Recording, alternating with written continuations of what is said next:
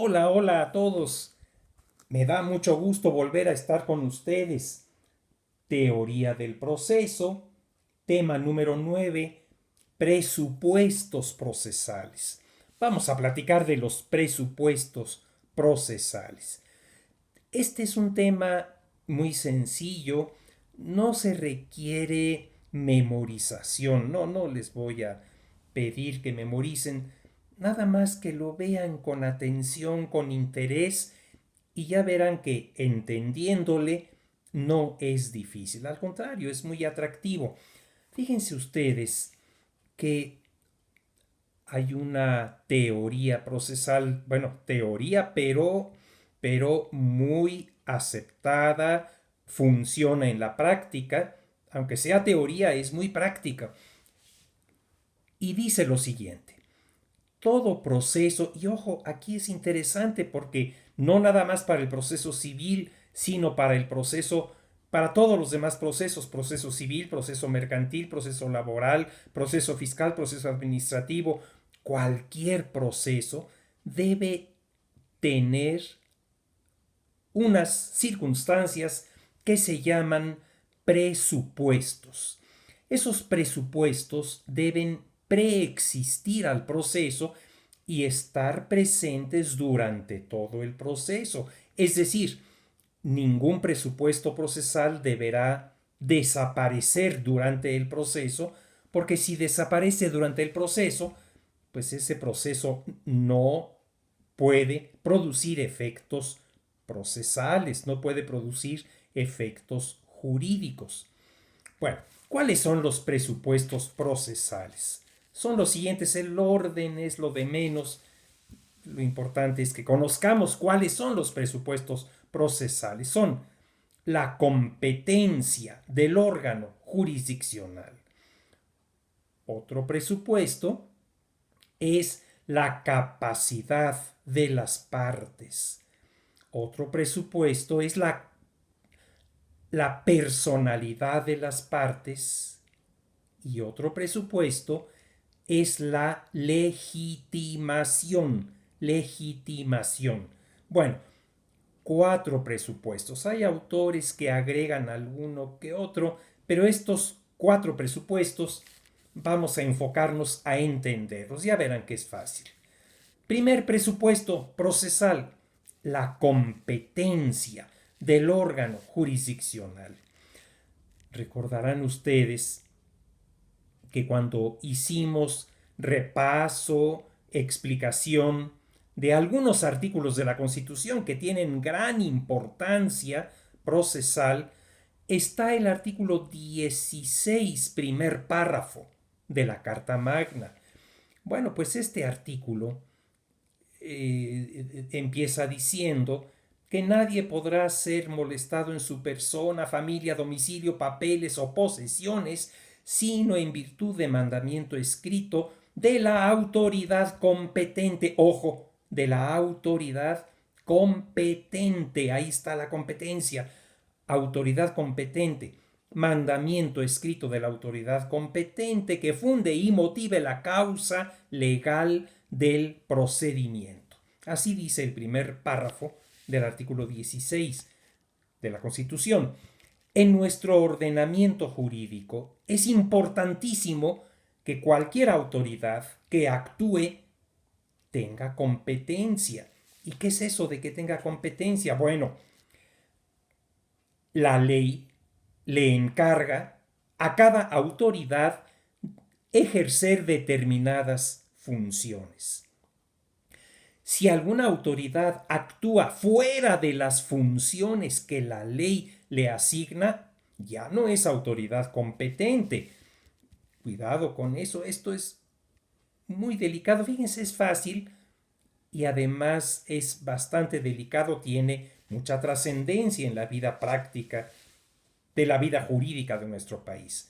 Toda autoridad debe ser competente y fíjense que todo juez, todo tribunal, toda junta de conciliación y arbitraje, en resumen, todo órgano jurisdiccional es autoridad. Claro, autoridad en el ramo de la administración de justicia, pero es autoridad.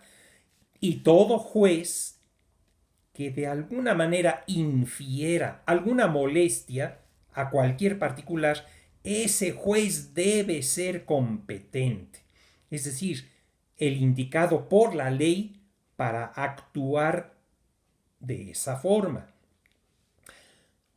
Pues todo juez, todo órgano jurisdiccional debe ser competente. Fíjense que hay casos en la vida cotidiana en que la complejidad de un asunto particular pues provoca que ninguna de las partes litigantes se dé cuenta de que el juez no es el competente. Y a veces la complejidad del asunto, ni siquiera el juez se da cuenta de su propia incompetencia. ¿Y qué sucede? Pues ojo, ese proceso no debe surtir efectos y corre mucho peligro, pues en un momento dado, de que quede sin efectos procesales. Repito, cualquier presupuesto procesal y la competencia del órgano jurisdiccional es un presupuesto, debe preexistir al proceso, pero debe acompañar durante todo el proceso,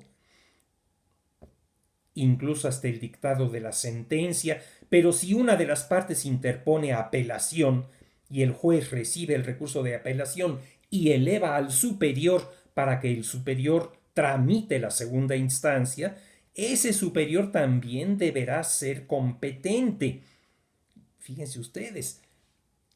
Bueno, y si contra la sentencia de segunda instancia una de las partes, la parte perjudicada, interpone el juicio constitucional de amparo, pues el órgano jurisdiccional de amparo también debe ser competente. Es decir, cualquier órgano jurisdiccional en el que quieran ustedes pensar no puede actuar a capricho, no.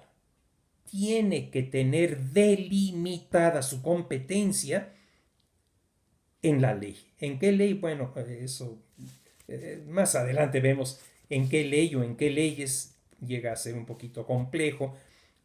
Las leyes orgánicas, la ley orgánica del Tribunal Superior de Justicia del Distrito Federal en la Ciudad de México, la ley orgánica del Poder Judicial Federal en el caso de los tribunales federales, en el caso de los estados de la República, bueno, pues cada estado tiene alguna ley orgánica de sus tribunales de justicia y esa ley dice de qué conoce cada juez y cada tribunal. Bueno, de manera que todo juez, todo tribunal debe ser competente.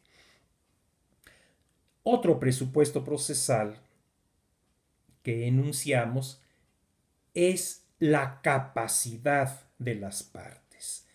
Imagínense ustedes que hay casos de menores de edad, menores de 16 años, a lo mejor 8 años, 9, 10, 11, 12 años, 13,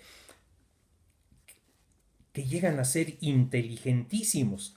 Y a lo mejor un menor de edad, bueno, es tan inteligente que es capaz de formular un escrito de demanda y bien formulado, o un escrito de contestación de demanda. Bueno, pero pensemos en la demanda.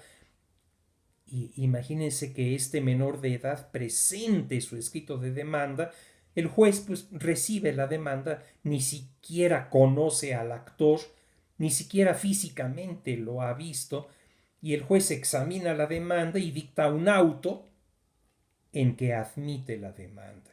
Pues a ese proceso le falta un presupuesto procesal que es la capacidad de una de las partes, en este caso de la parte actora. O pensemos en un adulto que ha sido declarado jurisdiccionalmente en estado de interdicción, es decir, en estado de incapacidad. Pues lo mismo, no puede litigar por sí mismo. ¿Quién debe litigar por los incapaces? Bueno, quien ejerza la tutela o, en su caso, en el caso de los menores de edad, quien ejerza sobre él, sobre el menor de edad, la patria potestad. O bueno, o si tiene tutor, bueno, pues en el caso, el tutor es el que representará al menor en juicio. Pues la capacidad es un presupuesto procesal, debe preexistir al proceso y estar presente durante la total tramitación del proceso. ¿Qué otro presupuesto tenemos? La personalidad de las partes. Miren, esto es interesante y en la vida diaria llegan a darse casos problemáticos incluso. Imagínense ustedes que el actor, mejor dicho, el acreedor va y consulta con un abogado y le dice, oiga, abogado, quiero demandar a mi deudor porque no me paga. ¿Qué dice el abogado? Bueno, pues otórgueme poder para pleitos y cobranzas, poder notarial para pleitos y cobranzas, y en efecto, acuden ante notario, en presencia del notario, el cliente le otorga al abogado poder notarial para pleitos y cobranzas. ¿Y qué hace ese abogado? Bueno, estudia todos los documentos, cuidadosamente elabora la demanda, elabora el escrito de demanda y ostentándose con la personalidad de apoderado, demanda, es decir, en la redacción de la demanda, en el texto escrito de la demanda, el apoderado se dice pues apoderado del actor. Pero imagínense que se le olvida acompañar a su demanda el testimonio notarial que acredita el poder. Miren, los jueces tienen obligación de, cada vez que reciben un escrito de demanda, de estudiar la demanda, analizarla, así como los documentos adjuntos a la demanda. Y en este caso, pues el juez no admitiría la demanda porque falta el presupuesto. Pero a veces en los juzgados suceden aventuras como las que les voy a decir. El juez en su juzgado tiene un asunto de esos de escándalo a través de los medios de difusión y ese juez toda la atención la destina y la concentra en ese asunto difícil, delicado, de trascendencia en los medios de comunicación. ¿Y qué pasa con los asuntos rutinarios? Pues el juez dice, este asunto rutinario no me va a causar problemas y a veces sucede que el juez, distraído por uno o varios asuntos problemáticos de su juzgado, no atiende una demanda, es decir, la ve por encimita sin analizarla a fondo, y esa demanda no viene acompañada del poder que acredita la personalidad del abogado. Y como el juez está ocupado, presionado por el asunto difícil, importante, pues dicta un auto en el asunto rutinario pequeño en que admite la demanda. Y el demandado es emplazado, es decir, es llamado a juicio, es invitado a venir a defenderse. ¿Qué debe hacer ese demandado? Porque déjenme decirles, ese demandado va a ser emplazado, es decir, llamado a juicio. ¿Por quién? Por un actuario del juzgado. Y el emplazamiento es un acto procesal muy interesante, muy divertido de estudiarlo y también de llevarlo a la práctica, y tiene muchas formalidades. Una de esas muchas formalidades es que durante el emplazamiento el actuario entregue al demandado en sus manos copia de la demanda y copia de cada uno de los documentos acompañados a esa demanda. Pues, ¿qué va a hacer el demandado emplazado? Ponerse a estudiar, o bien contratar a un abogado para que se ponga a estudiar el escrito de demanda y los documentos acompañados a la demanda y qué debe, vamos, qué es lo primero que le va a llamar la atención. Ah, caray, pues en el texto escrito de la demanda, este abogado litigante dice ser apoderado del actor, pero no acompañó a su demanda el poder que acredita al abogado como apoderado. Bueno, eso va a dar lugar a que el demandado, al contestar la demanda, oponga una excepción procesal, la excepción procesal de falta de personalidad en el actor. Bueno, a reserva de que esto se vea más adelante, quiero recalcar los presupuestos procesales. Llevamos vistos la competencia del juez, la capacidad de las partes y estamos viendo la personalidad. Pues todos estos presupuestos, incluida la personalidad, debe acompañar al proceso durante toda su tramitación y no desaparecer el presupuesto, no desaparecer la personalidad. Dirán ustedes, pues que la personalidad puede extinguirse o desaparecer durante el trámite. Pues sí, fíjense ustedes, en una ocasión un señor le otorgó a su abogado poder para pleitos y cobranzas. Pero cuidado, porque lo otorgó con duración de un año, fíjense ustedes, un año.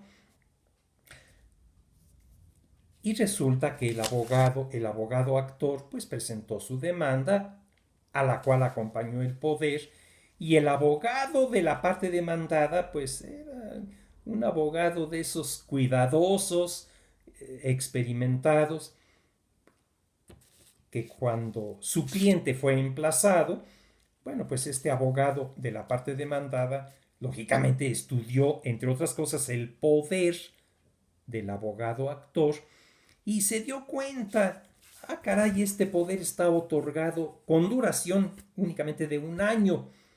¿Qué creen que pasó?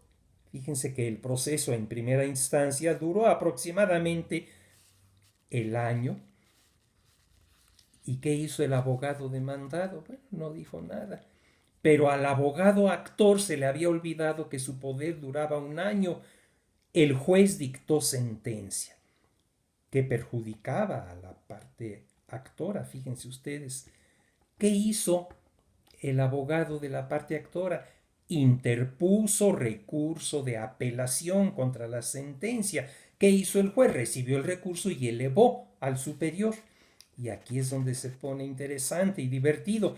El abogado del demandado, en un escrito dirigido al órgano de apelación, le dijo, oye, órgano de apelación, si tú estudias el poder que acompañó la parte actora, vas a ver que el poder tenía una vigencia, una duración de un año, y se le acabó el año al abogado actor, y cuando interpuso el abogado actor recurso de apelación, ya no tenía poder, ya había desaparecido su personalidad de apoderado, se había terminado pues porque el poder dante otorgó poder con duración de un año.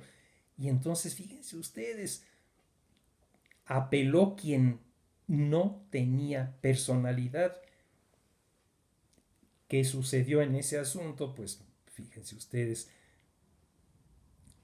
quien realiza un acto procesal sin tener personalidad, ese acto procesal, hagan de cuenta, es la nada jurídica. Entonces, en un momento dado, hay que tener mucho cuidado con los presupuestos procesales. El otro presupuesto procesal, el cuarto, es la legitimación. Legitimación. Y de ella hablaremos próximamente, en el próximo video que tenga el gusto de compartir con ustedes. Por el momento me despido pues con un dato interesante. En todos los meses de abril, concretamente el 23 de abril, se celebra el Día del Libro, el Día del Libro. Y esto en honor, en conmemoración de dos genios de la literatura universal que fueron Miguel de Cervantes Saavedra, español, y William Shakespeare de Inglaterra. Fíjense que ambos murieron en la misma fecha, en 23 de abril. Pero les tengo una sorpresa. Sí, murieron en la misma fecha, pero no en el mismo día. ¿Cómo? Pues ¿qué no nos acaba de decir que ambos murieron el 23 de abril? Sí, pero no murieron en el mismo día. Por la siguiente razón, España en esa época se regía por el calendario gregoriano. Y los países protestantes, entre ellos Inglaterra, se regían todavía por el calendario juliano. Entre el calendario juliano y el calendario gregoriano había una separación de unos 10 días. 10 días. Fíjense ustedes entonces, cosa interesante. Murieron ambos literatos, William Shakespeare, Miguel de Cervantes Saavedra, un 23 de abril, pero no en el mismo día. Mucho gusto, compañeros, nos vemos en la próxima vez.